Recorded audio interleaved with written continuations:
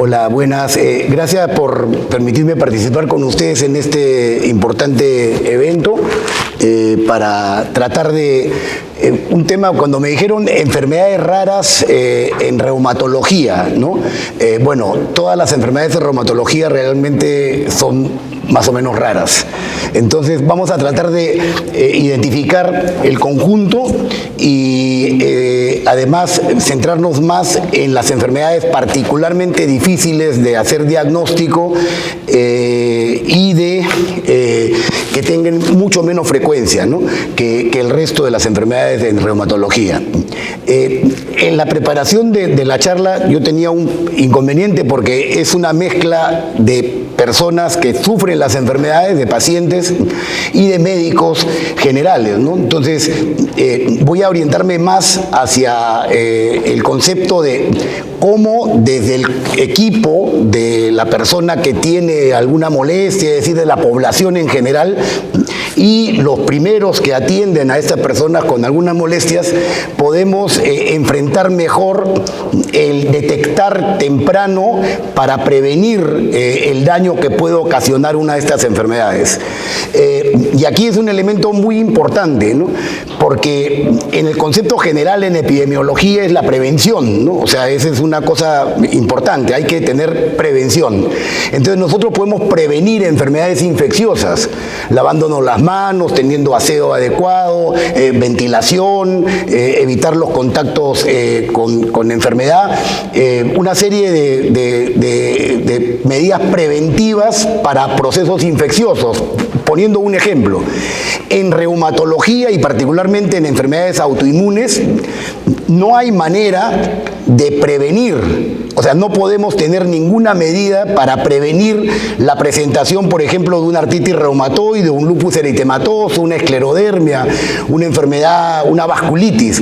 No hay forma de prevenir. La enfermedad va a venir, no sabemos muy bien cuál es el desencadenante, tenemos más o menos una idea de los factores que pueden producir o tener mayor riesgo para desencadenar una enfermedad de este tipo.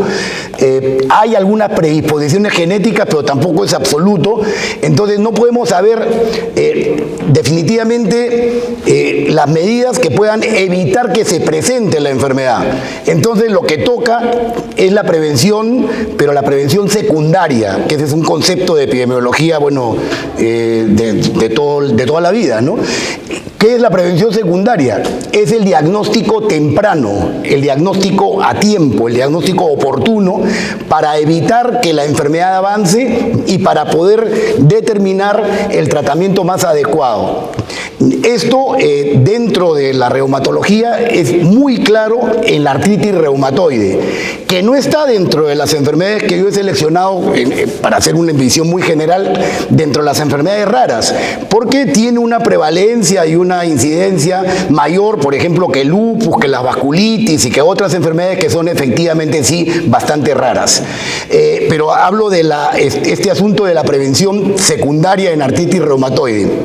En artritis reumatoide sabemos que hay un proceso autoinmune, es decir, conocemos muy bien que existe una formación de anticuerpos que nos atacan a nosotros mismos y principalmente atacan a las articulaciones, aunque también pueden atacar otros órganos y sistemas, pero es principalmente las articulaciones. Y cuando uno hace una evaluación de un paciente que tiene dolores en las articulaciones, lo que tenemos que ver es que si efectivamente además del dolor hay inflamación de alguna articulación y por lo tanto es una artritis. Y después definir si es que esta artritis es realmente una artritis reumatoide. Para lo cual no es que factor reumatoide, perfil reumatoideo, resonancias, ecografía, no, es la historia clínica. Si es una mujer entre los 40 y los 50 años, aunque puede dar también en otras edades y también en hombres, pero principalmente en mujeres entre los 40 y 50 años, que tiene un dolor inflamatorio en las primeras horas de la mañana es mayor, hay rigidez en las mañanas, mejora con la actividad física y el médico encuentra una inflamación inflamación de la articulación, y eso es muy importante. La cuenta de articulaciones es algo fundamental, sobre todo en los médicos de la primera línea de combate. Es decir, que el paciente puede referirnos que hay dolor, pero no encuentra artritis. Entonces ya termina la posibilidad de sospechar de una artritis reumatoide. Pero si encuentra una articulación inflamada, ya comienza a hacer el trabajo para hacer el diagnóstico. Y entonces aquí viene el asunto de que ese diagnóstico temprano nos va a permitir empezar temprano también el cortar este proceso autoinmune. Han salido ahora muchísima terapia biológica, deben haber escuchado, medicamentos anti-TNF, medicamentos anti-interleucina 1, anti-interleucina 6, etc. Y eso es la moda, y estamos todos, y las investigaciones, y la industria farmacéutica está investigando muchísimo sobre el tema.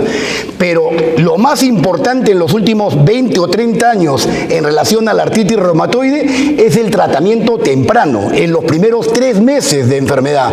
Antes se decía temprano en los primeros 6 meses o en el primer año de enfermedad. Ahora es en los primeros 3 meses.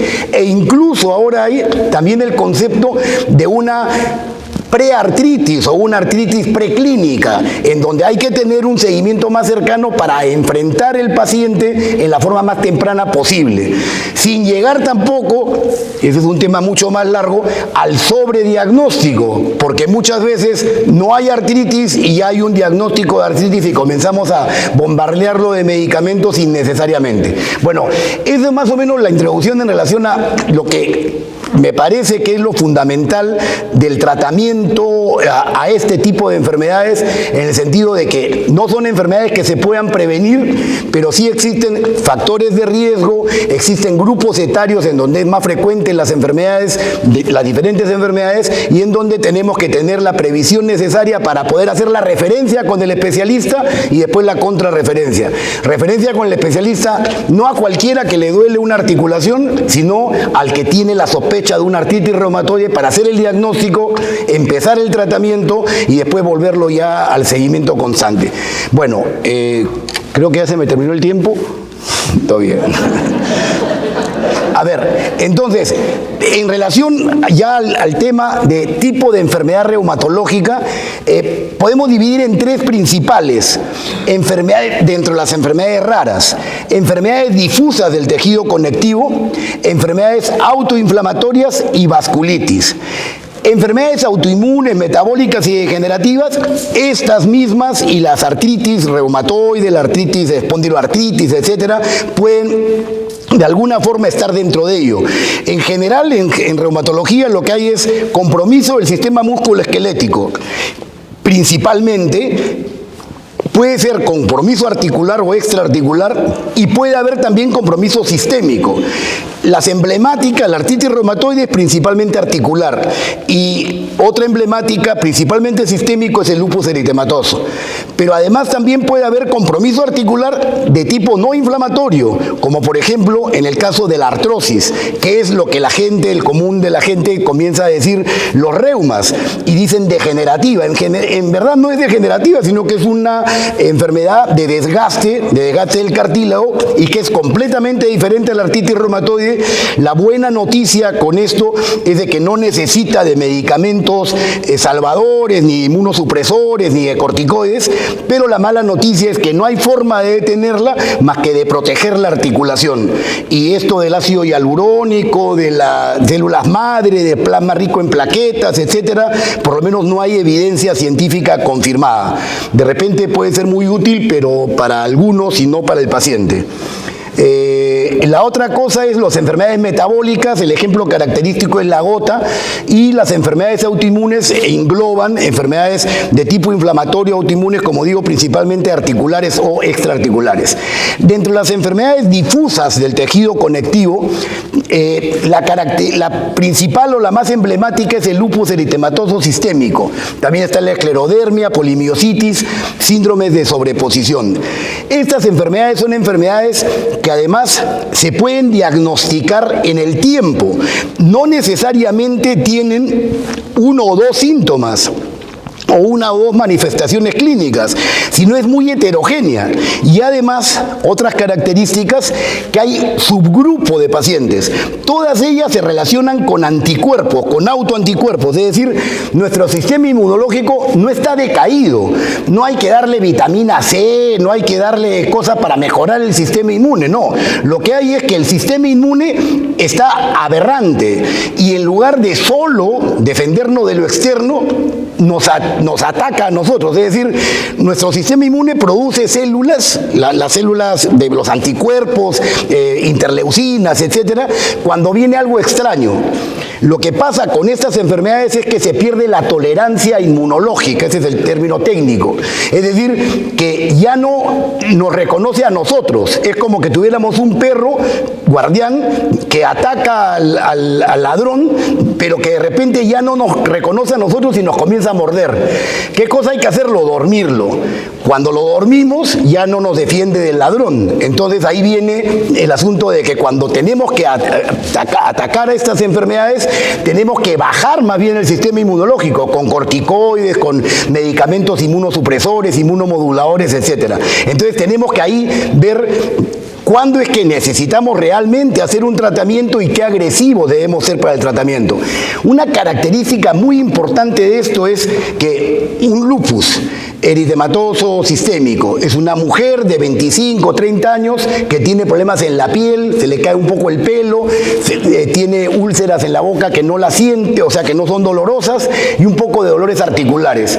Ese lupus es un lupus que está dentro de los subsets, subgrupos de pacientes de actividad leve, que probablemente necesite protegerse del sol, eventualmente hidroxicloroquina y por ahí algún antiinflamatorio, y no más. Una paciente de 20 años que tiene proteínas en la orina, que tiene orinas espumosas, la presión comienza a subirle. Esa paciente tiene un lupus eritematoso sistémico, un subgrupo de pacientes que es muy grave y que va a requerir probablemente dosis altas de corticoides y probablemente ciclofosfamida, micofenolato y otras cosas. Entonces, no es diagnóstico de lupus, doctor, ¿qué es lo mejor para el lupus? ¿Por qué no me da el mejor medicamento? De repente hay un grupo de pacientes que no necesita de mayores medicamentos y que más bien le pueden hacer daño porque, como digo, afectamos nuestro sistema inmunológico y más bien lo bajamos y nos vamos a tener propensión a infecciones. Si se necesita, hay que dar. Si hay que dar corticoides, en el caso, por ejemplo, de una polimiositis, aunque se ponga el paciente cuchingoide, tenemos que darle para recuperarle su fuerza muscular y poder después mantenerlo ya con algún tipo de tratamiento y la recuperación del mismo con la disminución de los esteroides. Entonces, no es como en otras enfermedades que hay, no es tan simple obviamente, pero en algunos casos hay presión por encima de tanto, es hipertensión, hay que darle este medicamento, hay que dar esta combinación en este grupo de pacientes y mantener la presión en estos niveles. No es así. Aquí tenemos diagnóstico de lupus, lo que tenemos que hacer es ver qué manifestaciones son leves, son moderadas o son severas. A manera de broma, yo hice medicina interna en el Hospital Obrero, ahora Almenara, el Hospital Almenara, ¿no? Que lo conocíamos como el Hospital Obrero, y terminando la residencia de medicina interna me iba a hacer reumatología a México, y un profesor muy querido mío, el doctor Raúl Salazar, me dijo: ¿para qué vas a hacer reumatología? Le dije, bueno, me parece interesante y tal. Y me dijo, pero si yo te puedo decir, porque en reumatología es cuánta dosis de corticoides hay que dar. Es decir, poquito, moderado o mucho. Justamente eso, de alguna manera, tiene razón. O sea, en el lupus es eso. O no tenemos que dar corticoides, o tenemos que dar poco, o tenemos que dar mucho. Ese es el tema. Es de acuerdo a la manifestación. No siempre es lo mismo, no hay un solo tratamiento. Entonces hay subgrupo de pacientes. Otra cosa es que es en edad temprana. Es bien poco frecuente que un lupus empiece por encima de los 60 años. Es bastante poco frecuente. Principalmente es en mujeres, 9 mujeres por un hombre, pero también puede dar en hombres. El diagnóstico es difícil y el tratamiento, como repito, es de acuerdo al compromiso clínico. Hay que sospechar en una mujer joven con síntomas generales, sin diagnóstico definido, con problemas osteomusculares, pero también problemas sistémicos. Y en esos casos es que ahí recién hay que ver el pedir anticuerpos antinucleares, el pedir algunos parámetros inflamatorios, etc. Y además, sobre todo, estudiar la función renal, estudiar cómo está la sangre, si es que hay algún tipo de anemia, porque puede haber una anemia hemolítica, que es también un compromiso moderado a severo. Hay que hacer estudios del pulmón, hay que hacer estudios en general para hacer el seguimiento del paciente. Y muchas veces no tenemos los criterios de diagnóstico inicialmente y se van creando a lo largo del tiempo y se van dando a lo largo del tiempo. Para eso tenemos que hacer un seguimiento apropiado. Por otro lado, ya pasando a otro rubro, a otro tema de enfermedades, también para que ustedes hablen, enfermedades autoinflamatorias son artritis juvenil, síndromes febriles, enfermedades TIL del adulto, que son alteraciones en general genéticas y moleculares que generalmente son en personas de edad en los primeros años de la vida, pero pueden también presentarse más adelante. Fiebre recurrente o persistente, manifestaciones cutáneas, compromiso articular, serositis, a veces hay pericarditis repetida, fiebre, malestar, incluso hasta llegan a la UCI, mejoran, no hay un diagnóstico definido, como siempre se cree que es infección o inflamación, entonces se le da antibiótico y corticoides, el paciente sale y vuelve a recurrir y termina siendo una de estas, por ejemplo, fiebres de tipo recurrente, fiebres de origen no conocido que están dentro de las enfermedades autoinflamatorias.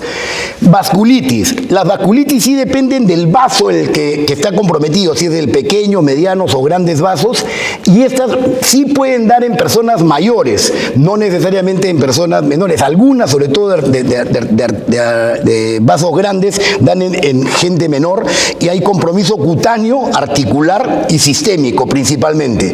Lo más grave es cuando hay compromiso del riñón y del pulmón. Son agudas y es necesario tratamiento con corticoides, incluso definitivamente desde el principio, y si no responde hay que ver otras alternativas, ya prácticamente de salvataje. Y pueden ser primarias, es decir, solamente la vasculitis, o pueden ser secundarias, por ejemplo, a lupus eritematoso o artritis reumatoide o algunas otras.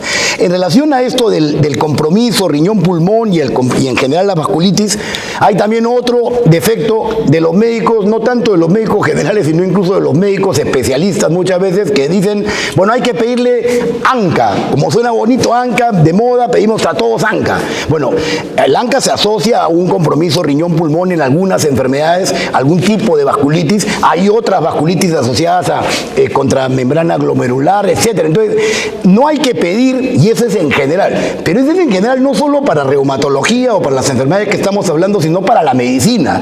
Yo no pido para ver si tiene algo. Lo que yo hago es, hago el diagnóstico y pido para calificar la enfermedad.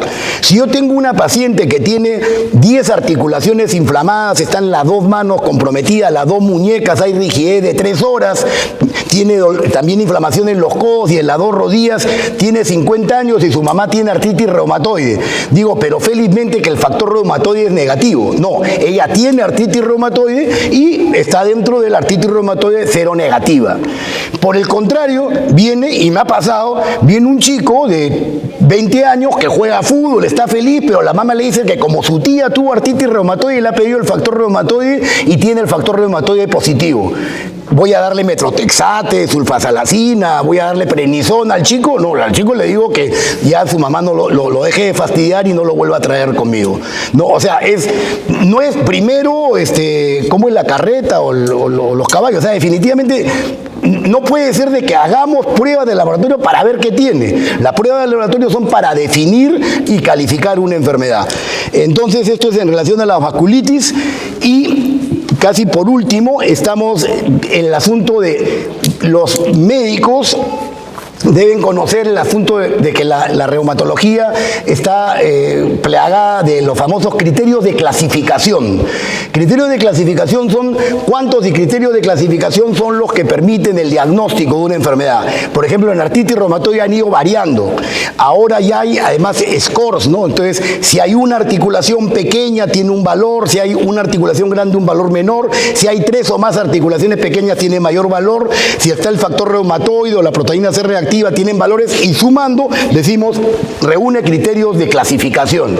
Con eso podemos reportar, podemos estudiar, podemos incluir en estudios, pero no es para el diagnóstico, es como criterio de clasificación. Más se ve con el lupus, porque con la artritis reumatoide más bien con estos criterios de clasificación muchas veces diagnosticamos mucho más temprano del que debiéramos, pero en general está muy bien porque con eso podemos hacer el seguimiento o empezar la conducta terapéutica adecuada. Pero en el lupus sí la cosa es más bien al revés, porque ahí podemos perder el diagnóstico.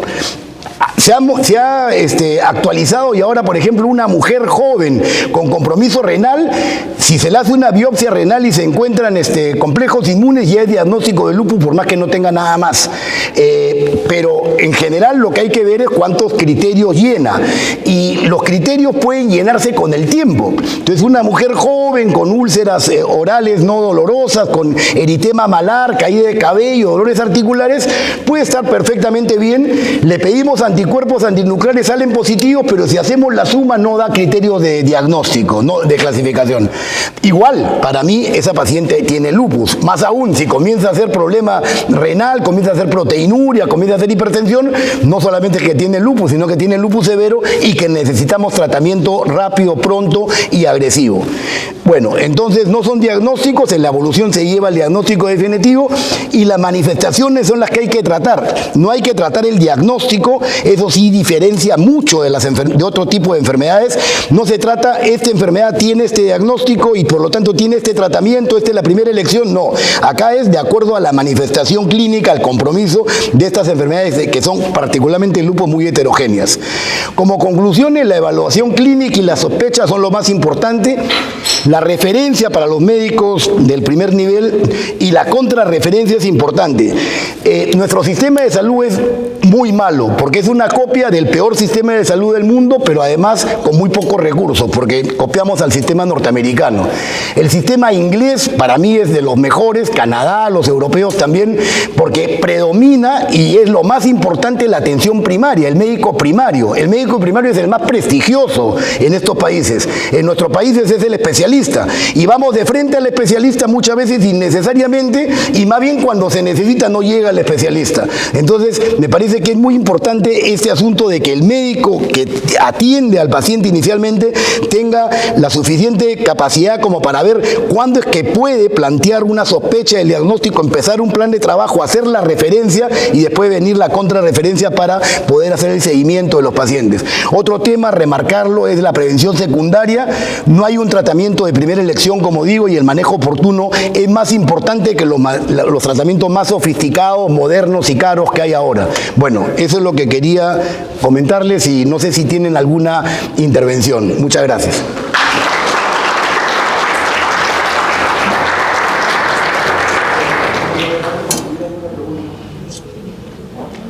¿Está todo claro? Me voy. A ti, doctor. En la pandemia se consideraron algunas raras. Perdón, no escuché bien. De todas las enfermedades autoinmunes que ha expuesto, en el tiempo, en los inicios de la pandemia, algunas se las consideró raras. Si el problema está en que en los tiempos de la pandemia en general las enfermedades crónicas fueron embalsadas, estuvieron en su casa sin tratamiento justamente por la falta de atención primaria y el esquema de atención que tenemos, y lo que hubo fue un desembalse, ¿no?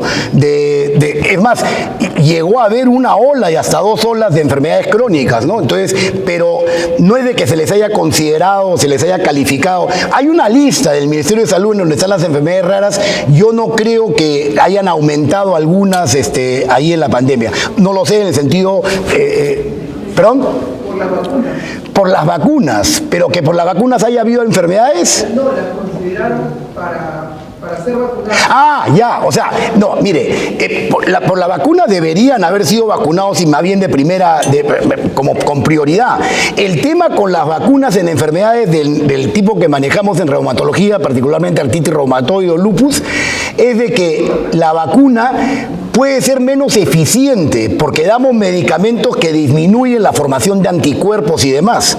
Entonces, lo ideal es ver el timing en el que se hace la vacuna. Lo ideal sería antes de empezar el tratamiento, pero si el paciente ya está con tratamiento, hay que ver si se debe suspender un tiempo el tratamiento para hacer la vacuna. Pero la vacuna hay que hacerlo. Sí estaban consideradas no como raras, sino como enfermedades que tenían prioridad en vacunación. Por lo menos ese es el concepto técnico, ¿no? Pero hubo tantos cambios durante la pandemia de los expertos, entonces que no sé si estuvieron en esa sintonía, ¿no? Pero creo que sí. Dígame. Una segunda, disculpe, ¿la telemedicina ayudó? ¿Perdón? ¿La telemedicina ayudó para el diagnóstico y tratamiento de la pandemia? Mira, yo te lo digo, no desde el sector público, que hace 15 años que no estoy, pero desde el sector privado, o el sector más que privado, creo que individual o particular, yo creo que sí ayudó bastante a las personas con enfermedades la telemedicina. Para el seguimiento, ¿no? Para el seguimiento, para la tranquilidad del paciente y de repente para algunas indicaciones, sí puede ayudar. Pero de hecho, la telemedicina en estas enfermedades, sobre todo si uno tiene que examinar articulaciones y demás, es difícil, ¿no? O sea, pero sí puede más o menos uno orientarse en una circunstancia como esta para hacer el seguimiento. O sea, de hecho es mejor tener un seguimiento por telemedicina que no tener ninguno, como es lo que sucedió con la mayoría de estas enfermedades crónicas, ¿no? No solo de artritis reumatoide o lupus, sino de otras enfermedades crónicas, ¿no? Sí. Hola, buenas tardes, doctor. Mi consulta va para el grupo de personas jóvenes, ¿no? Que muchas de ellas debutan, ¿no? Teniendo 30 años, incluso menos, ¿no? De 20 y tantos, en el aspecto de su vida reproductiva. Lo digo por el hecho de que conozco varios pacientes y también familiares que están tomando medicamentos a base de corticoides, pero también de metotrexato. Entonces, al ser mujeres, ¿no? Pero también varones, ¿no? Que quieren tal vez ya tener en su mente procrear, ¿cómo sería en este caso de los pacientes, ¿no? Y también la segunda cuestión es justo en este tipo de casos, y para ser más puntual, ¿no? En las personas que reciben tratamiento metotrexato, corticoides, me llama mucho a mí la atención del caso de un familiar que tengo que tiene miopatía inflamatoria autoinmune. Entonces, aparte de su vida reproductiva, de manera general en mujeres y varones, el pronóstico futuro, o sea, es que siempre, toda la vida va a estar tomando sí o sí los medicamentos, los corticoides, va a haber puntos de brotes, digamos, puntos de remisión. ¿Cómo sería, digamos, el pronóstico para ese tipo de pacientes?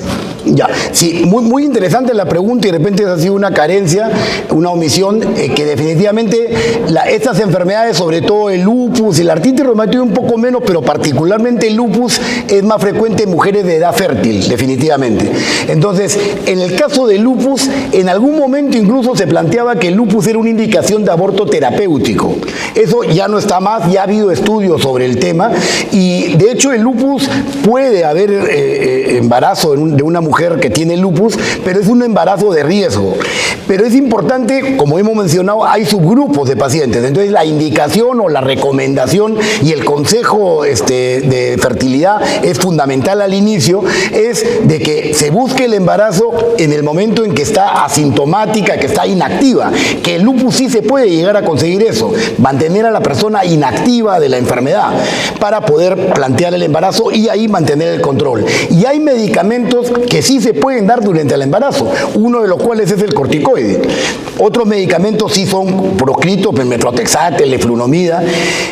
La ciclofosfamida puede producir incluso insuficiencia ovárica, así que uno de los consejos puede ser, yo justo tengo una paciente, pero que ahora está viviendo en Londres, que dice que hay algunos protectores de estas insuficiencias ováricas en las personas que van a recibir ciclofosfamida, pero uno de los consejos sería la posibilidad de congelar óvulos, etcétera, porque en algún algunos casos son imprescindibles de dar. Entonces, esa es en relación al lupus. Ahora, en relación a una polimiositis o a medicamentos, uno tiene que dar el medicamento todo el tiempo que sea necesario, pero de hecho es la menor cantidad posible de corticoides y el menor tiempo posible para darlos.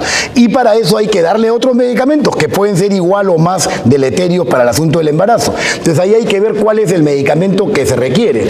Si una paciente tiene lupus con compromiso renal, no es posible decirle de que no tome medicamentos. Pero si tiene problemas de la cara, de la piel, etcétera, la hidroxicloroquina que está indicado, no hay problema, se puede dar durante el embarazo, y los corticoides también. Y en relación a la artritis reumatoide, va bien, la artritis reumatoide, un porcentaje de pacientes mejora su embarazo la artritis reumatoide mejora con el embarazo. Entonces, es más, el descubrimiento de los corticoides fue porque mujeres embarazadas mejoraban de artritis reumatoide, pero no todas mejoran, y en algunos casos, y la mayoría más bien después en el puerperio más bien recaen, y a veces debutan de artritis reumatoide. Entonces, bueno, ese es el tema. Ahora, metrotexate no debe, o sea, debe hacerse consejo de que no se dé durante el embarazo. Si hay planificación de embarazo, no empezar metrotexate, empezar en todo caso hidroxicloroquina. Y los varones, se dice de que el metrotexate disminuye la fertilidad. No está confirmado, pero sí se plantea, y hay que también planteárselo al paciente en relación a sus decisiones sobre embarazos. Y en relación al lupus, claro, lo aconsejable es decir, evitar el embarazo en el caso de que esté activa, definitivamente. Y si no está activa, sí. Ahora, si ya tuvo un embarazo, hay que ver antes anticuerpos. Por ejemplo, los antifosfolípidos pueden producir pérdidas fetales. Es un anticuerpo que a veces se asocia al lupus. Entonces, todas esas cosas tienen que conversarse en la primera parte de la consulta. Y eso es algo importante, y también otro de los doctores preguntó sobre el asunto de vacuna. O sea, nosotros a veces en reumatología vemos las articulaciones, el PCR, los anticuerpos, y no vemos a la persona como es el asunto de la vacunación, el asunto del embarazo, la planificación, etcétera, ¿no? Pero sí, más o menos son esos consejos. Sí, otra pregunta creo, aunque creo que ya no tenemos... Sí, ya.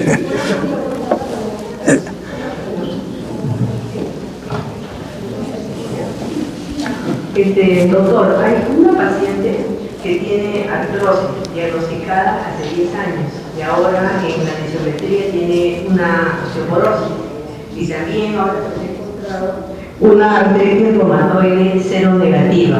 ¿Qué hacer con esa paciente con tendencia a formar cálculos renales también?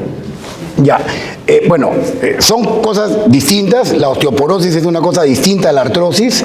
Es raro de que teniendo artrosis haga artritis reumatoide. Lo más probable es que haya tenido artritis reumatoide y haga artrosis, ¿no? Después, que sí pueden coincidir, pero son cosas distintas, completamente distintas. Si es una artritis reumatoide cero negativa en una persona con artrosis, que calculo que por lo tanto es mayor, entonces el pronóstico de una artritis reumatoide en personas mayores de 60, 65 es bastante bueno. Y hay que, pero sí tiene que ser manejada por un médico reumatólogo, ¿no? Sí. Doctor, gracias por su exposición. Me interesaría saber con respecto a la esclerodermia, en fases más o menos iniciales se pueden llegar a recibir el borramiento de los pliegues cutáneos en las falanges distales de las manos, pero cuando se le hace la evolución a la paciente se ve que no hay mayores manifestaciones y se ha quedado estacionado en esa fase del paciente.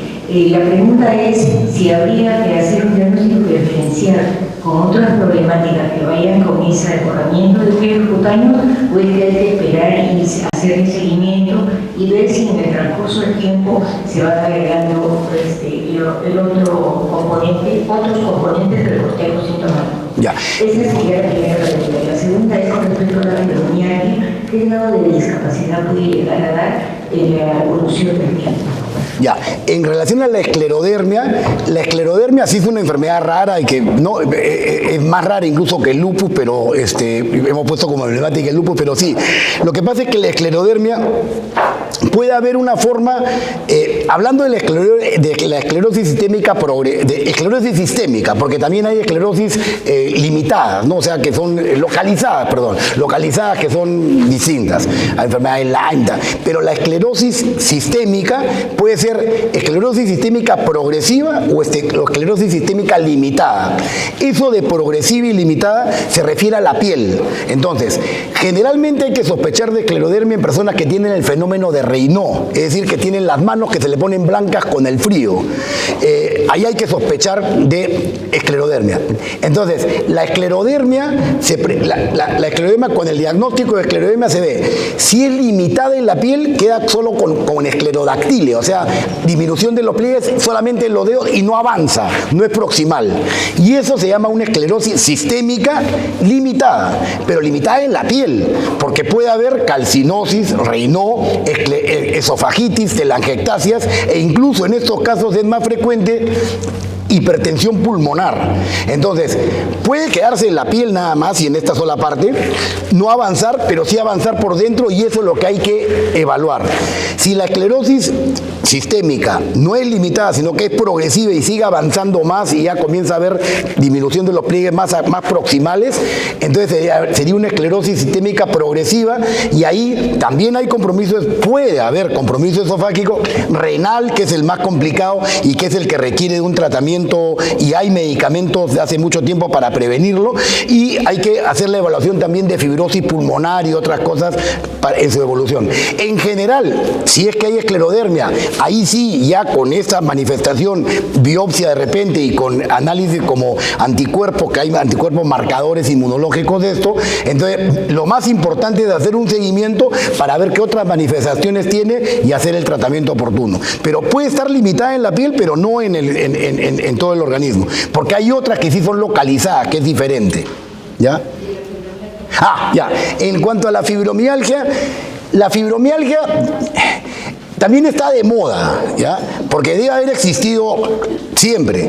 El problema con la fibromialgia es que la fibromialgia es una situación en la que hay un umbral del dolor bajo, una mayor sensibilidad al dolor. Y hay dos grupos. Hay el grupo de los que siempre han sido así y otro grupo de los que adquieren esta mayor sensibilidad al dolor. Y entonces uno le dice, pero tú siempre te lesionabas, te dolía. No, doctor, yo soy valiente, yo soy una mujer muy activa, yo nunca me he golpeado, y ahora sí. ¿Desde cuándo?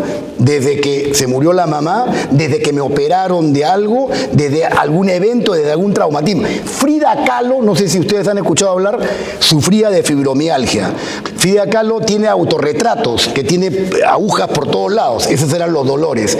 Y ella empieza a tener el problema después de un accidente automovilístico. Y después de eso, su papá la induce a boxear y a jugar fútbol, poco frecuente para las mujeres en la edad, y mejoró con la actividad deportiva. Pero después tuvo otro problema, otro evento, y se le murió una pareja, un novio. Y después, no porque se le haya muerto el novio, pero hubo un accidente que comenzó a tener de nuevo problemas y no daban con eso. Y en ese momento no había el concepto de fibromialgia, pero los historiadores, los reumatólogos la ponemos como ejemplo de la posibilidad de que haya tenido fibromialgia.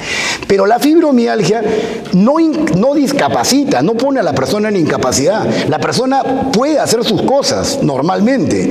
El asunto está en que ahí hay un tema, porque fibromialgia puede ser solo fibromialgia, pero es más frecuente en personas que sí tienen una enfermedad. Entonces hay pacientes con artritis reumatoide que tienen una inflamación de 30 articulaciones, das el tratamiento y viene y te dice, doctor, estoy igual o peor. Le examinas y no tiene ninguna articulación inflamada, pero le duele todo el cuerpo. A esa persona no hay que decirle quédate en reposo, aumentamos el tratamiento, hay que decirle ándate a un gimnasio, no vayas a terapia física, sino a un gimnasio, y va a mejorar. ¿Ya? Pero hay que tener cuidado porque otra persona sí puede tener fibromialgia, pero también tener una tendinitis, entonces no va a decirle que siga jugando tenis o jugando vóley. Entonces, ese es el tema. Lo que hay que hacer es la historia clínica, ¿no? Pero la fibromialgia en sí mismo no produce discapacidad, porque no hay daño estructural. Lo que hay es una menor umbral del dolor, mayor sensibilidad al dolor. Sí. Una última pregunta, ¿no? ¿Una o no? Sí, sí. Sí, disculpe. Sí. No, me van a hacer pagar el sobretiempo. Ya. La última, ¿sí, no? Sí, pues. Doctor, bueno, todo lo que acaba de decir usted, yo lo tengo. Tengo esclerodermia, tengo esclerosis sistémica progresiva, ya tengo comprometidos los pulmones, las varices. Pero lo que me preocupa aquí es de cómo me empezó a mí fue con el síndrome de Raynaud, pero lo que más me ha afectado, y anoche también lo pedí por favor de que me ayudaran, es el tema de que solamente cuando dan este tema no es solamente el reumatólogo, pero en mi caso me ha afectado mucho más la parte maxilares que se han reducido. Yo he perdido la dentadura a los 40 y tantos años, entonces ese es mi problema, que no hay ni siquiera en el seguro donde me atienden, hay odontólogos preparados para atender a las personas con la cultura bucal que se disminuye. Ahorita tengo un problema de que estaba en San Marcos y el doctor me devolvió al hospital porque no me pueden extraer una dentadura porque tienen temor a que tenga, como yo tomo aspirina, tomo un montón de medicinas, vieron todo mi currículum vital de medicinas y se asustaron y me devolvieron al seguro. Y ahora el seguro no hay estaciones tan rápidas. Entonces, ¿por qué no hacen yo lo que les pido? Porque no solamente soy yo, somos varias de esclerodermia, tenemos un grupo de esclerodermia, tenemos varias con ese problema de apertura bucal. ¿Cómo pueden ayudarnos para que los odontólogos también se vean involucrados en nuestro caso, no solamente la reumatología? Lo digo porque esto es lo que yo lo vivo ya más de 24 años que he perdido la dentadura. Entonces, ayúdenme en ese sentido. Sí, no, plenamente de acuerdo y como le digo, el tratamiento es multidisciplinario, tiene que haber nutricionista, odontólogo, terapista, etcétera. Pero el reumatólogo también tiene que interesarse en eso, que es lo que hemos dicho hace un rato. O sea, no es solamente ver la piel y ver que si mejor o no, o ver pulmón y tal, sino ver el conjunto, lo integral, ¿no? Entonces sí, me parece muy, muy pertinente lo que usted dice, eso es lo que hay que reclamar, el tratamiento integral y la acción multidisciplinaria. Y otra cosa, además, bueno, de repente colateral es que la salud dental es algo que es una forma de medir la salud de un país y eso es un problema también que nosotros tenemos, más aún en personas que sufren como usted este problema. Bien, dale.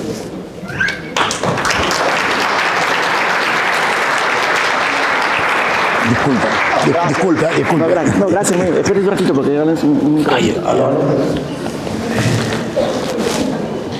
Bueno, agradecerle de manera especial al doctor Carlos Lades Testino, médico reumatólogo y médico internista, y aparte presidente de la Sociedad Peruana de Reumatología. El colectivo de los pacientes importan a través de esa manera de hacer un regalo. Ya, muchas gracias. Gracias. Y una fotito, póngase acá. Listo. Gracias. Ahí está bien. No, mejor ahí al medio porque no. No, está bien. No, usted.